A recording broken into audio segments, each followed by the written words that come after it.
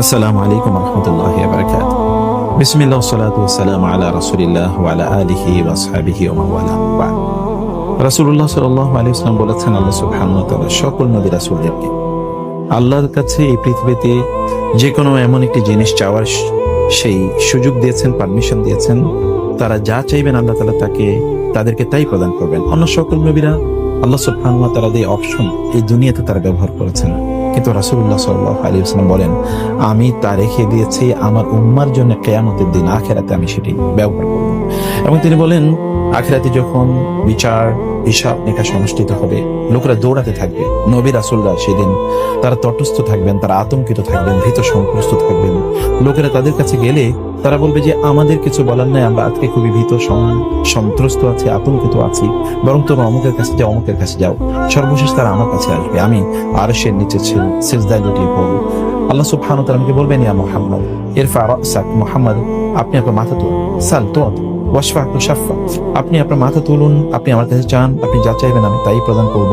আপনি সুপারিশ করুন, আমি আপনার সুপারিশ কবুল করে নেব। রাসূল সাল্লাল্লাহু আলাইহি ওয়াসাল্লাম বলেন, আমি সেই দিন আমার ওই যে আল্লাহর কাছে দুনিয়াতে যে চাওয়ার অপশন আমার ছিল, সেটাকে সেদিন আমি ব্যবহার করব এবং আমি বলবো, আল্লাহ উম্মতে উম্মতে, আমার উম্মাকে আপনি বাঁচান। যে রাসূল সাল্লাল্লাহু আলাইহি ওয়াসাল্লাম তার জীবদ্দশায় আমাদের জন্য কেঁদেছেন। আল্লাহ সুবহানাহু ওয়া তাআলা কোরআনে সূরা দুহাতে বলেছেন, ওয়ালা সাউফা ইউতিকা রাব্বুকা ফাতারদা, আল্লাহ তাআলা অচিরেই আপনাকে এমন কিছু প্রদান করবেন যে আপনি সন্তুষ্ট হবেন। মানে আপনার উম্মার ব্যাপারে আল্লাহ তাআলা আপনাকে এমন সুযোগ প্রদান করবেন যেন আপনি তার পেয়ে সন্তুষ্ট হবেন। ইন্না আতাইনাকাল কাউসার, আমি আপনাকে কাউসার প্রদান করেছি। এই কাউসার মানে হচ্ছে হাউদে কাউসার। এই কাউসার মানে হচ্ছে সুপারিশ করে সেই সক্ষমতা, সেই সুযোগ, সেই পারমিশন। যে নবী তার গোটা জীবন জুড়ে তিনি দাওয়াত দিয়েছেন আমাদেরকে, আমাদের জন্য কেঁদেছেন। তিনি বলেছেন যখন কেঁদে যে আমি আমার ভাইদের জন্য কাঁদছি। সাহাবায়ে কেরাম বলেন, ইয়া রাসূলুল্লাহ আমরা কি আপনার ভাই না? তিনি বলেন, না, আমার ভাই তারা যারা আমাকে দেখেনি কিন্তু তারা আমার প্রতি ঈমান এনেছে। এই যে না দেখেও আপনাদের প্রতি ভালোবাসা, এইটা কি কোনোদিন ভাবা যায়? যিনি আমাদেরকে এভাবে ভালোবেসেছেন এবং এভাবে ভালোবাসেন, এভাবে ভালোবেসে গিয়েছেন, তিনি আল্লাহ সুবহানাহু ওয়া তাআলার কাছে আমাদের জন্য কেঁদেছেন, কাঁদবেন এবং তিনি কাঁদার জন্য তিনি কিভাবে কাঁদবেন সে কথা বলে জানিয়েছেন। এমনকি আপনার মৃত্যুর পর আমাদের প্রত্যেককে প্রশ্ন করবে, ওমান হাদা রাজুল, তখন এই একজন ব্যক্তির দিকে ইঙ্গিত করে ফেরেশতারা বলবেন, ইনি কে? যদি সেদিন আমরা তাকে আইডেন্টিফাই না করতে পারি, তাহলে কোনো অবস্থায় সেদিন আমাদের মুক্তি মিলবে না।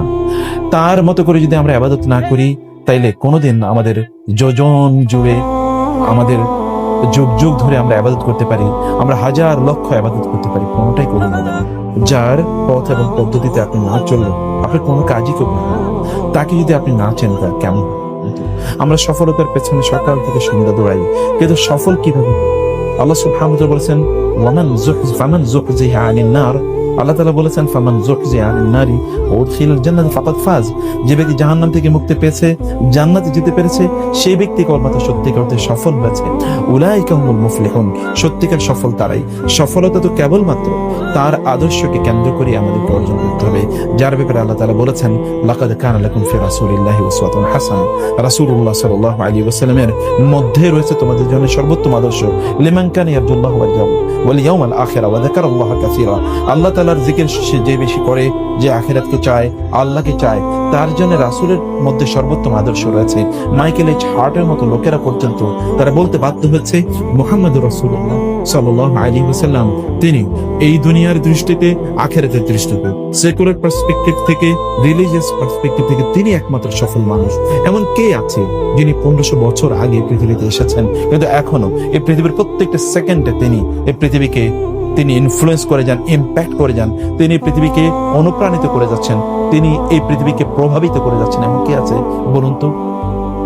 আরবে সেই তপ্ত মরুভূমিতে 1500 বছর আগে একজন মহামানবের জন্ম হয়েছে। তিনি এই গোটা পৃথিবীকে পরিবর্তন করে যাওয়ার জন্য তিনি আল্লাহ সুবহানাহু ওয়া তাআলার পক্ষ থেকে আদেশপ্রাপ্ত হয়েছেন। তিনি ভূমিষ্ঠ হওয়ার পূর্বে আরবের অবস্থা কি ছিল একবার চিন্তা করে দেখুন। যদি আপনি না জানেন তাহলে বুঝতে পারবেন না তিনি কি সমাজকে কিভাবে পরিবর্তন করেছেন। তৎকালীন জাহেলিয়াত এবং আজকের জাহেলিয়াতের মধ্যে সামঞ্জস্য কোথায় আছে যদি আমরা না জানি, তাহলে এই জাহেলিয়াতকে কোনোদিন আমরা দূরীভূত করতে পারবো। তিনি কিভাবে সেই জাহেলিয়াতকে সেই অন্ধকারাচ্ছন্ন জগৎকে আলোকিত জগতে রূপান্তরিত করেছেন। তিনি কিভাবে সেই জাহিলিয়াতের মানুষকে পৃথিবীর শ্রেষ্ঠ মানুষে পরিণত করেছেন। একজন আবু বকর কিভাবে তৈরি হচ্ছে, একজন ওমর কিভাবে তৈরি হচ্ছে, একজন ওসমান, একজন আলী, একজন খালিদ ইবনে ওয়ালিদ কিভাবে তৈরি হয়েছে, একজন মুআবিয়া রাদিয়াল্লাহু তাআলা কিভাবে তৈরি হয়েছেন। আপনি হাজারো লক্ষ সাহাবী কিভাবে তৈরি হয়েছে, যারা যেই পথে দিয়ে হেঁটে যেত সেই পথ আলোকিত হয়ে যেত। কিভাবে এই গোটা একটি মানব সভ্যতাকে তিনি নির্মাণ করেছেন, সেটিকে আপনি জানতে হবে। আমাদেরকে সেটি জানতে হবে না, আমাদের অবশ্যই জানা দরকার কিভাবে তিনি তার শৈশবকে কাটিয়েছেন, যেন আমাদের সন্তানদেরকে আমরা এইভাবে তৈরি করতে পারি। তিনি তার বৈবাহিক জীবনটা কিভাবে কাটিয়েছেন, যেন আমাদের বিবাহের জীবনটাকে আমরা কাটাতে পারি সেভাবে। আমরা এখন যুবকরা বিবাহ করতে গিয়ে আমরা এখন বিভিন্ন ধরনের পেরেশানি থাকি। কাকে বিয়ে করব, কোন ক্রাইটেরিয়াতে বিয়ে করব। তিনি কাকে বিয়ে করেছেন, যিনি তার জন্য এমন একটি দুর্বেদ্য পাহাড়ের মতো করে তার জন্য কাজ করেছেন। যখন হেরা গুহাতে তার উপর হয়ে আসে, তখন তিনি তার চাচার কাছে অথবা তার কোনো ফ্রেন্ডের কাছে দৌড়ে যান না, তার কোনো আত্মীয়ের কাছে তিনি দৌড়ে যান না, বরং তিনি তার স্ত্রীর কাছে দৌড়ে এসেছেন, বলেছেন জাম্মিলুনি জাম্মিলুনি। তার স্ত্রী তাকে তখন কি সান্ত্বনা প্রদান করেছেন? না, কাল্লা ওয়াল্লাহি লা ইউসিকাল্লাহু আবাদা, অসম্ভব, আল্লাহ কখনোই আপনাকে অপমানিত লাঞ্ছিত করতে পারেন না। কেন তিনি এই কথা বলেছেন? একজন স্ত্রী তার স্বামীর যখন তার এই দাওয়াতি সফরে তিনি বের হয়ে যান, অথবা যখন তিনি পাহাড়ে গিয়ে সেখানে আল্লাহ সুবহানাহু ওয়া তাআলাকে খোঁজার জন্য হেরা গুহাতে তিনি সময় কাটান, স্ত্রীর কিন্তু কোনো অভিযোগ নাই, বরং তিনি তার জন্য খাদ্য নিয়ে যান। এত প্রশান্ত কিভাবে একটা পরিবার হয় আপনাকে কি জানতে হবে না? জানার জন্য আপনাকে তাকে অবশ্যই ভালো করে বুঝতে হবে। রাসূলুল্লাহ সাল্লাল্লাহু আলাইহি ওয়াসাল্লাম তিনি 25 বছর বয়স থেকে এই 40 বছর বয়স পর্যন্ত এই সময়টা তিনি কি করেছেন? তার যৌবনের প্রাইম টাইম তিনি কি করেছেন? 40 বছর বয়সে যখন তিনি নবুয়ত প্রাপ্ত হয়েছেন, তখন তিনি দাওয়াতি কাজ কিভাবে করেছেন, এই মানুষের কাছে তিনি কিভাবে দাওয়াত পৌঁছে দিয়েছেন, এবং তার সবচেয়ে প্রিয় মানুষগুলো প্রথমে তার দাওয়াতে অংশগ্রহণ করেছে।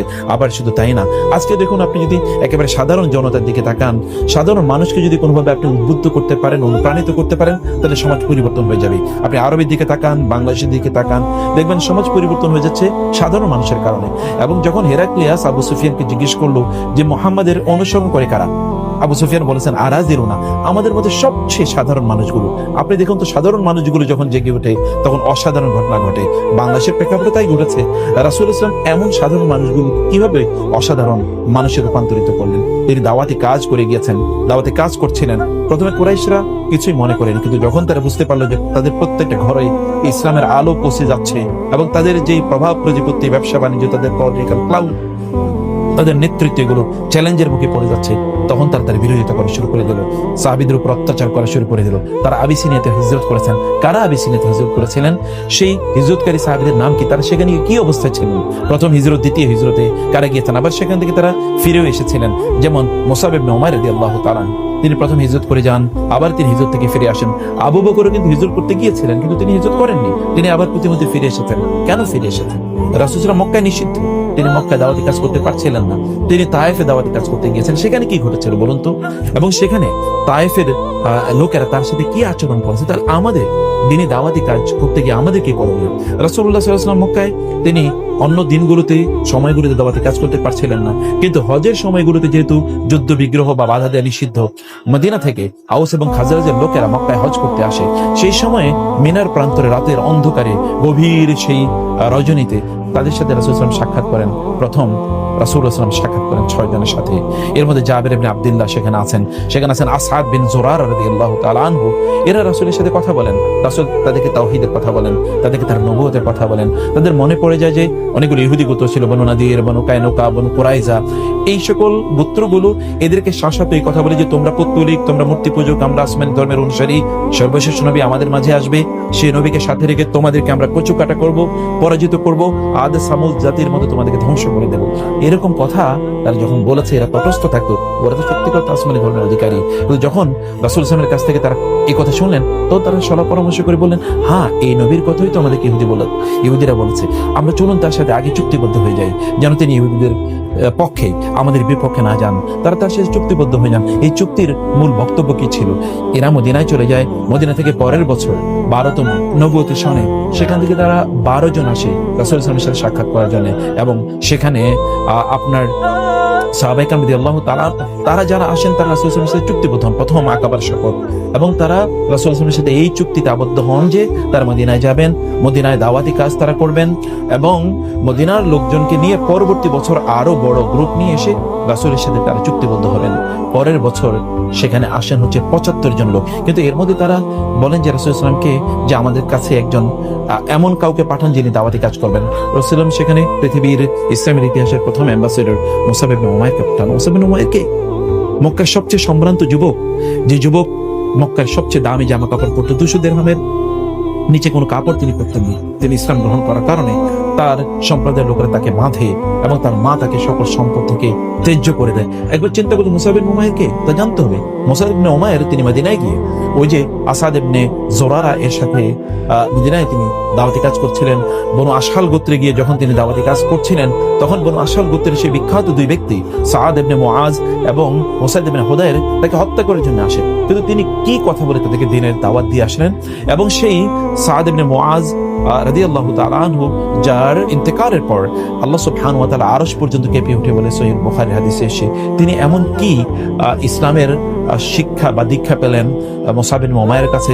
উসাইদ ইবনে হুদায়র যখন কোরআন তেলাওয়াত করতেন তখন ফেরেশতার এরকম ঝাঁক ধরে থাকতো। রাসূলুল্লাহ সাল্লাল্লাহু আলাইহি ওয়াসাল্লাম বলেছেন, উসাইদ ইবনে হুদায়র যখন কোরআন তেলাওয়াত করে, তিনি যদি কোরআন তেলাওয়াত অব্যাহত রাখতেন তাহলে মানুষরা ফজরের সময় ঘুম থেকে উঠে জেগে দেখতেন যে ফেরেশতার এভাবে ঝাঁক ধরে আছে।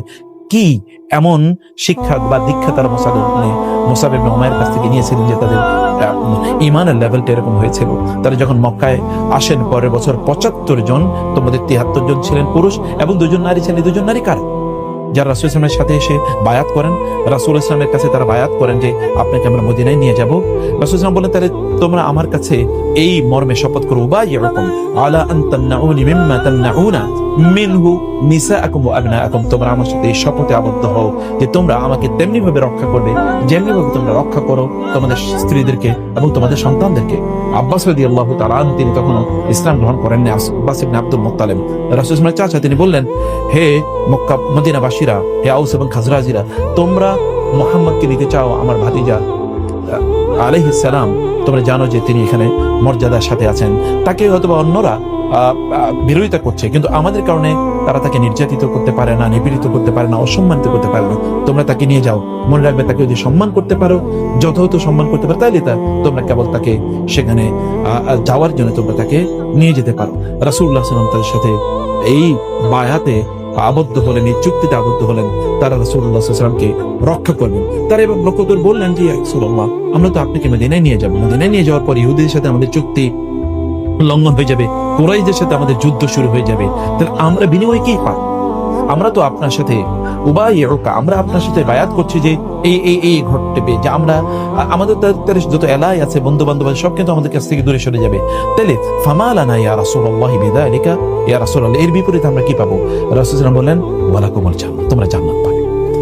তারা তখন আনন্দে আপ্লুত হয়ে বললেন, যদি আমাদের জন্য জান্নাত থাকে তাহলে এতটুকু আমাদের জন্য যথেষ্ট, আমরা আমাদের জীবন দিয়ে আপনাকে রক্ষা করব। এবং তারা বললেন, ওয়াল্লাহি ফাওয়াল্লাহি লা নাদাউ হাযিহিল বাইআতা আবাদা ওয়া লা নাসলুবুহু আবাদা, আল্লাহর কসম করে বলছি, এই চুক্তি, এই যে বায়াত, এই বায়াত আমরা কোনোদিন ছেড়ে দেব না, এই বায়াত আমরা কোনোদিন বাতিল করে দেব না, লঙ্ঘন করব না। একবার চিন্তা করে দেখুন যে এই যে বায়াত আকাবায় শপথ, যেটি আমরা বলি যে মিনার প্রান্তরে যেখানে আমরা এখন পাথর নিক্ষেপ করি, এই জায়গাটিতে গিরিপথে রাসূল ইসলাম রাতের অন্ধকারে তাদের সাথে যে বায়াত করেছেন, তার মূল বক্তব্য চুক্তি ছিল। এই চুক্তির মূল বক্তব্য কি ছিল এবং তাদের মধ্যে কি স্পিরিট ডেভেলপ করেছে, সেই স্পিরিটটি আমাদের নিশ্চয়ই ভালো করে জানা দরকার। রাসূল ইসলামের সাথে এদের সাথে চুক্তি হওয়ার পর এরপরে যখন শয়তান এটি জানতে পারলো, শয়তান তখন পাহাড়ের উপর উঠে চিৎকার করে বলে, কুরাইশদেরকে লক্ষ্য করে বলল, ইয়া আহলাল জাবাব, ইয়া আহলাল জাবাজিব, হে তাবুবাসীরা, তোমাদেরকে হাল্লাকুম ফি মুজাম্মামিন ওয়াল ওয়াসসুবাতু মাআহু, তোমাদের কি এই মুজাম্মা মানে মুহাম্মদ সাল্লাল্লাহু আলাইহি ওয়াসাল্লাম এবং তার সাথে যারা নতুন করে তার ধর্মে দীক্ষিত হয়েছে তাদের ব্যাপারে তোমাদের কোনো কিছুই করার নাই? কদ আজমাউ আলা হারবিকুম, তারা তোমাদের বিরুদ্ধে যুদ্ধ করার জন্য সিদ্ধান্ত নিয়েছে। তারা তখন সেখান থেকে রাতের সেই রাত যখন কেটে যায়, সকালে তখন তারা ছুটে আসে খাজরাজ এবং আউসেদের কাছে জানার জন্য যে সত্যিকার অর্থে তারা রাসূলের সাথে এরকম চুক্তিতে আবদ্ধ হয়েছে কিনা। চিন্তা করে দেখুন তারপরে কি ঘটার কথা, তারপরে কি হয়েছে সেটি আপনাদের জানা দরকার।